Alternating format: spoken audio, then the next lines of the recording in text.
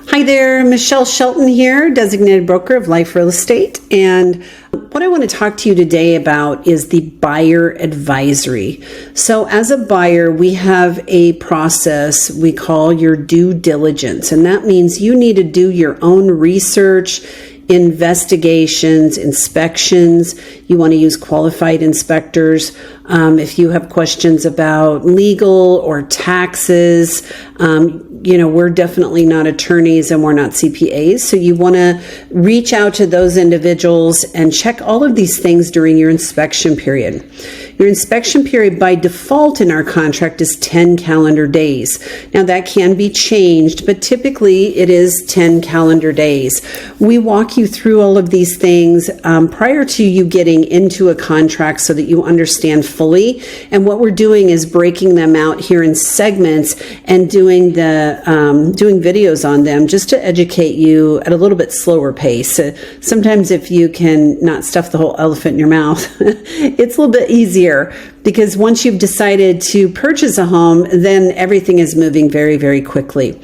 So today I want to talk to you about the buyer advisory. I'm going to pull this up for you online, which I have it here. Whoops. I have it right here. The buyer advisory is your Bible for inspections. It is a great resource for consumers, and it gives you a lot of things. Even just reading through it will make you aware of a lot of things that you may not even have thought about when you're buying a home. Most people think, oh, we get a general inspector in there and he gives us a report and, we're golden. But there's all kinds of things, if they're important to you, that you want to check during that inspection period, because afterwards it's too late. Once that inspection window closes, now your earnest money could be forfeited very easily if you change your mind. So this goes into a lot of different things. I'm going to actually zoom in on the one or two of these items here. Most likely I'll just do one of these here so that you can see what it's like. So purchase contract, we go through that with you. We walk you through it line by line, so your most of your questions should be answered at that point. Number two, MLS printout. The MLS is a marketing tool, and so if an agent says all the horse fencing and they're talking about the fencing and the mats in the stalls and all of this, feeders and all of these things, if we don't write those in the contract, then they do not stay with the home potentially. A lot of times people will have portable panels. If those are important to you and you want to keep those, then we need to write them in the contract. The MLS is just a marketing tool. So just because it says it in the MLS doesn't mean you get it. You'll see over here, seller property disclosure. That is something that is in the seller's own handwriting, and they disclose everything that they know about the property. Both legally, your agent, their agent, and the seller has to disclose anything that is considered material. In other words, if it might make you change your mind, then it's considered material. There are some things that do not have to be disclosed in Arizona, and that is if your home is the site of a natural death, suicide, homicide, any crime classified as a felony, sex offenders, if there's sex offenders in the vicinity, and also if anyone has AIDS or HIV and have lived in that home, or any disease that's not commonly transmitted through the ownership of real estate. So those are the things that don't have to be disclosed. Everything else has to be disclosed. Subdivision report, this is a public report that is given when you are buying a new build. Any brand new home that's been built, you would get a subdivision report. CC&Rs, that is something that the title company gives you, and those can be the conditions, restrictions, covenants of the property. So you definitely want to read through those. Anytime you get new information in Arizona, you have 5 days to review that information and disapprove of it. If you go over 5 days, then you don't have that same out in your contract. Homeowners associations and the governing documents, title report, title commitment, HOA disclosures, loan information documents, community facilities district. We'll go into that in a separate video. Most of these items will go into in a separate video. Home warranty policy, affidavit of disclosure. This is one that we see a lot of because we sell a lot of land and horse property, and most realtors don't even know that you need that, and it's supposed to be recorded with the deed. So lead-based paint disclosure form, that's for homes built prior to 1978. Professional inspection report. We want you to do a professional inspection report. Typically, you need to know that it is about 70 pages. So when I was a new realtor, people would say, oh my God, there's 70 pages worth of stuff wrong with this home. And we've learned to kind of guide people and say, look, your report's going to be about 70 pages. That doesn't mean there's 70 pages of stuff wrong with your home. It is a templated report, and it goes through all the heating, cooling, electrical, mechanical, the pool, the roof, all of those things. And so there's a lot of things that inspector is checking while they're in that home. If you want to get secondary inspections, you can. They'll be at your own cost. So we start with the professional inspection report, and then if there's something that is a red flag, you can, just like if you were going to a GP and you went to him and said, hey, my knee's hurting. He goes, I'm going to send you to a knee doctor. It's the same type of thing. County assessors and tax records. You can look up the history of properties, utilities, all that type of thing. And here's the links to, the counties. The two most common counties you're going to see here in the Phoenix area are going to be Maricopa and Pinal. So here's Pinal down here. And then termites. We've done videos. Whoops, I didn't mean to click on that. We've done videos on termites, and termites are very, very common in Arizona. They're subterranean termites.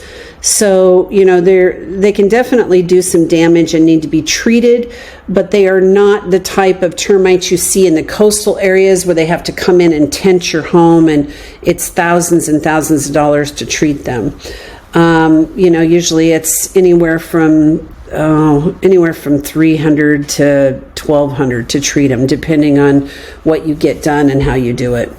If you are a foreign seller, typically this applies to our Canadian owners, then there is tax ramifications. And so that's something that if you're our seller, you want to let us know. And if you're a buyer, we always look to see if that seller is a foreign investment owner. Let's see. Repairs, remodeling, new construction, roofing, swimming pool and spas. In Arizona, there is, there's so many drownings, and we really do everything we can to prevent that. So there is a booklet that you can access from here that gives you the pool barrier laws and requirements for enclosures. I mean, it'll give you, all the breakdown of those. The wall or fence shall not have openings, handheld, or footholds accessible from the exterior. So they don't want little kids climbing over and getting into that pool. The thing about this that is interesting is it really, there's no pool police that come out and enforce it.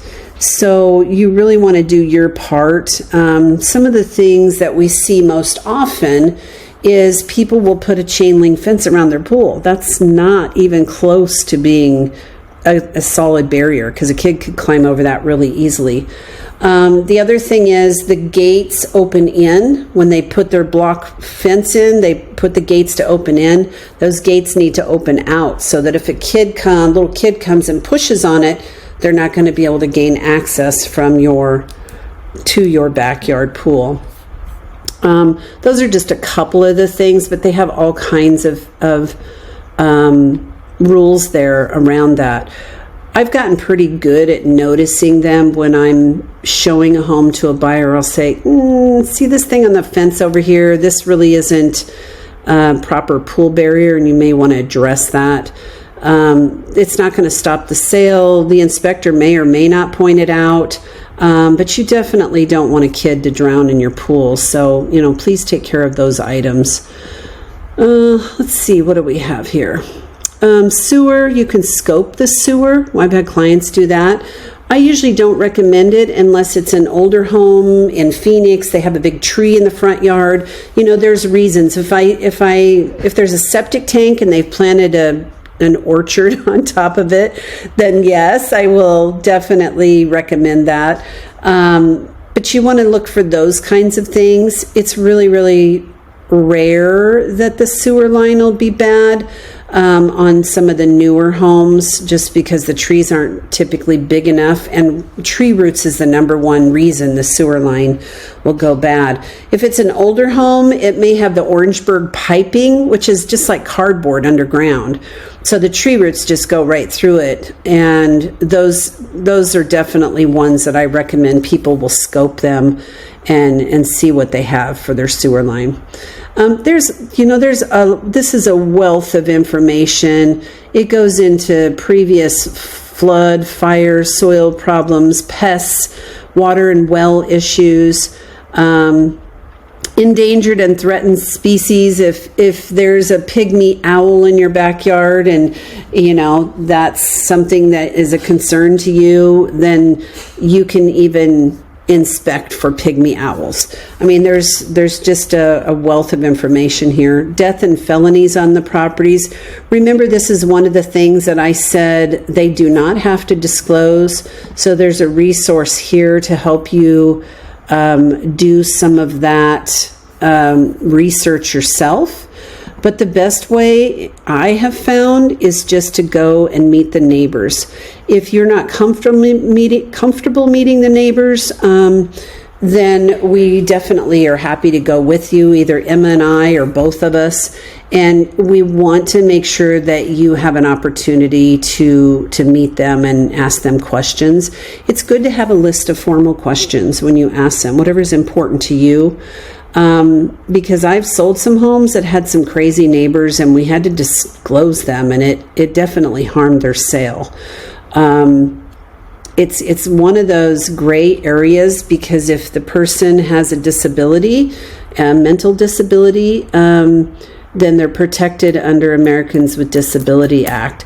So you want to meet those neighbors before you sign on the dotted line with that house, and ideally it would be during your inspection period.